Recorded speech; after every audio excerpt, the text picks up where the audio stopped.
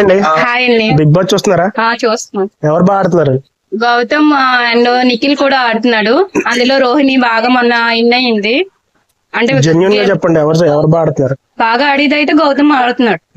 తను ఒంటరిగానే చేస్తున్నాడు. ఓకే. సపోర్టింగ్ ఎవరు లేరు, కానీ కప్పు గెలుస్తాడన్నది మా నమ్మకం. తనే విన్నర్ అవుతాడు అన్నది. లేడీస్ లో ఎవరు బాగా ఆడుతున్నారు? లేడీస్ లో రోహిణి మన గేమ్ ప్రకారంగా చూస్తే బాగా ఆడింది కదా, ఆవిడ కూడా కొంచెం బెటర్ గా ఉంది. రష్మి, పేర్నా వీళ్ళు ఉన్నారు కదా, వాళ్ళు కొంచెం తక్కువగా ఉన్నారు, కానీ రోహిణి కూడా బాగా ఆడుతుంది. ఈ రోజు ఎవరు బయటకు వస్తారు? ఈ రోజు అంటే చూడాలి కదండి, నైట్ చూస్తే రష్మి అని చెప్పేసి బయటకు వచ్చింది ఇన్ఫర్మేషన్. ఎంతవరకు? రష్మి అంటే ఫస్ట్ ఫోకస్ పెట్టలేదు రష్మి, తర్వాత నుంచి అంటే ఫస్ట్ స్లో అయిపోయింది.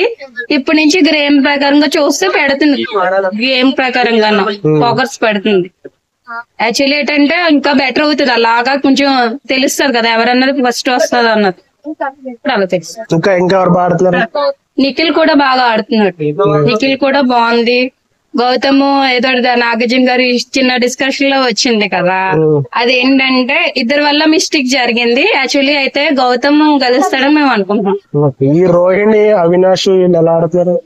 అవినాష్ ఏంటంటే కొంచెం స్లో అయ్యాడు, రోహిణి కొంచెం ముందుంది అన్నది మా అభిప్రాయం.